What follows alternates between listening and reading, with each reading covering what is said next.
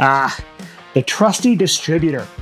If you've ever tangled with one of these on a classic like the 351 Windsor, you know it's equal parts genius design and pure frustration. Does this look familiar to you?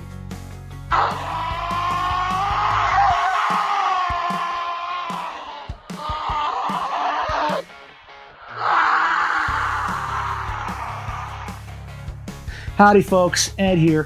Welcome back to Bullnose Garage, and if you want to see how I wrestled this sucker free, stick around.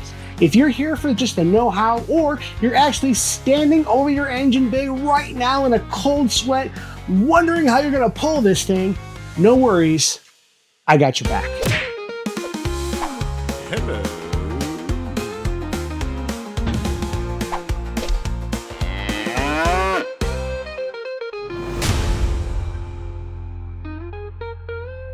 Now, before I show you how I muscled this bad boy out and how you can do the same if yours is stuck, let's get the basics out of the way. Think of the distributor as the ignition system's old school brain. Back before computers took over the heavy lifting, its job to send high voltage spark to the right cylinder at exactly the right time.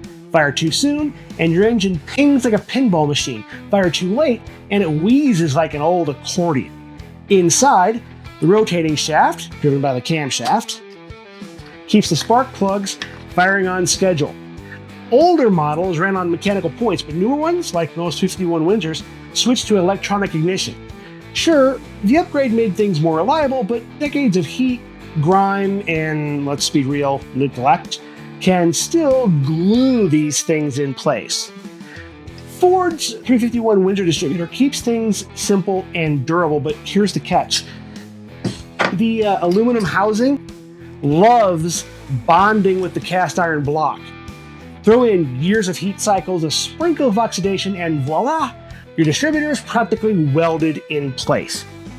Now, distributors have a lot of variation, but I'll go over the stuff that's pretty much the same across the board, at least for the 351 Windsors. So, up top, we've got the cap. That's where your spark plug wires and the coil make their connections. If you pop the cap off, you'll see the contacts that keep each cylinder firing in sync. The rotor, here, goes around and strikes those contacts, and it spins like a top to deliver sparks from the coil to each terminal as the engine turns. In the 351 Windsor, this shaft goes down into the engine where the gear here connects to the camshaft. It keeps the whole show running. The bottom of this shaft here connects to your oil pump through the oil pump drive shaft. That's what powers your oil pump right there. And then finally, the whole thing secures down into the block with a clamp right here. All right, let's tackle the gritty part, pulling that stubborn distributor. If you're dealing with a decades-old engine like my 351 Windsor, then this process might test your patience, but don't sweat it. I got a whole toolbox full of tricks to help you out. Start with the basics and work your way up until that distributor finally lets go. Whatever method you pick, step one is going to be soaking the base of the distributor with penetrating oil like TV Blaster, Croil, or a DIY blend of 50% acetone and 50% ATF. Make it all work wonders. If you can, let it sit overnight first, and then repeat the process as much as you need to. Be really, really liberal with it. The easiest way to start after applying your oil to the base is by tapping the distributor itself with a rubber mallet. Just a few times. You don't want to hit it hard. You just want to try to break loose some of that corrosion. You're not going for brute force. Just shock the corrosion loose. And while you're at it, you can try wiggling the distributor back and forth, either this way or rotating it and then pulling upward with as much force as you can muster. If that doesn't do the trick on its own, and if you're here, it probably didn't, then you can carefully break out a pry bar. This was what worked for me. Apply steady upward pressure and try rotating the engine by hand to nudge the camshaft position. This can help free the distributor. Remember that gear that I pointed out earlier? It's meshing with the camshaft down in there somewhere, so rotating that around can help get things into a more helpful orientation. As you can see here, I also smacked down on the pry bar with my rubber mallet on the end to try to add some extra shock to the connection. With my distributor and the pry bar I used, there's a perfect spot to make this work. I don't know if you can see that very well, but it's right there. The pry bar goes right up inside underneath here, like my fingers are, and it pried up real easy. I think we're making it, boys and girls. Ha!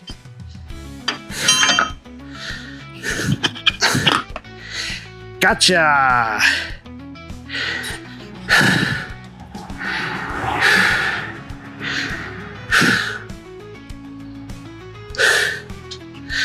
I love it when a plan comes together.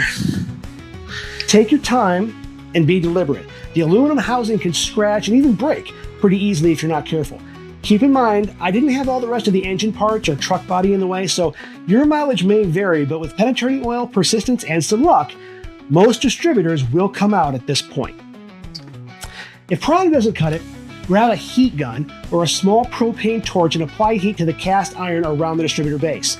Aluminum expands faster than cast iron, so while the distributor shaft itself will actually expand more than the hole that it's in when it's heated, the different expansion rates can actually break the bond.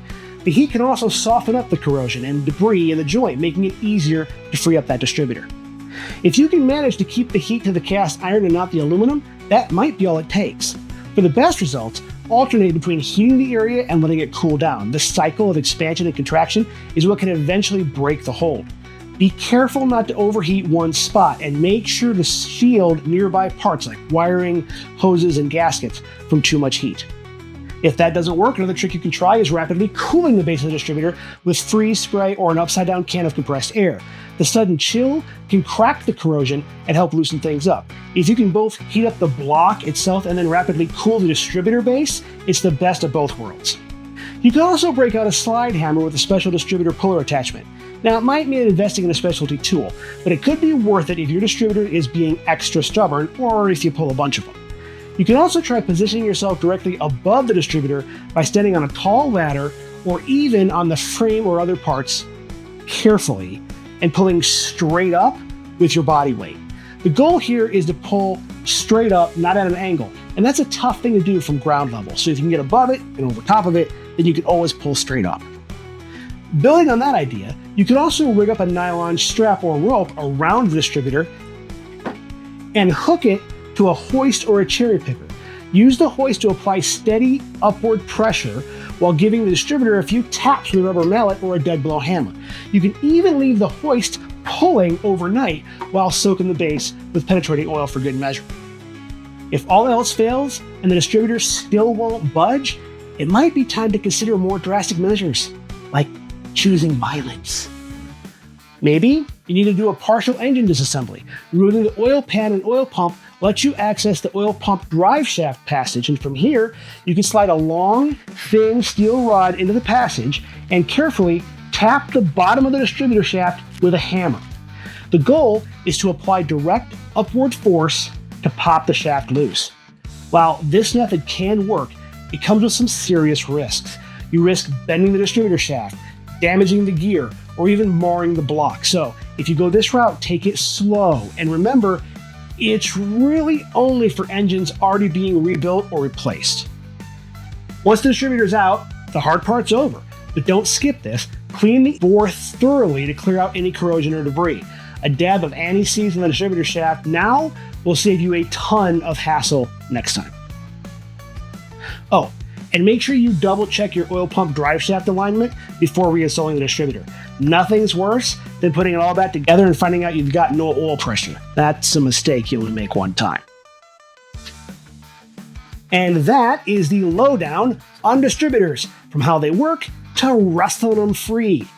You got a distributor horror story or a trick that I missed?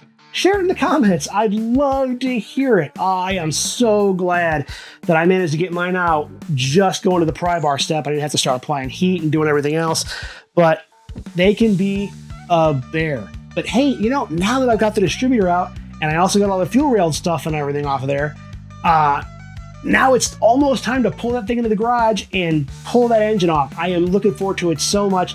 That's going to be an episode coming up real quick, guys. You don't want to miss it. Make sure you stay tuned and subscribe if you want to see that stuff. If you have any questions, Comments or concerns, gripes, internet ramblings, leave it below. Like I said, make sure to subscribe and stick with me while I do this Windsor rebuild. I cannot wait. And guys, thanks again so much for watching. We will see you next time. She's rough around the edges, but she's doing fine. Tinkering away, getting things to shine. That Bullnose garage, she's considered divine. Thanks again for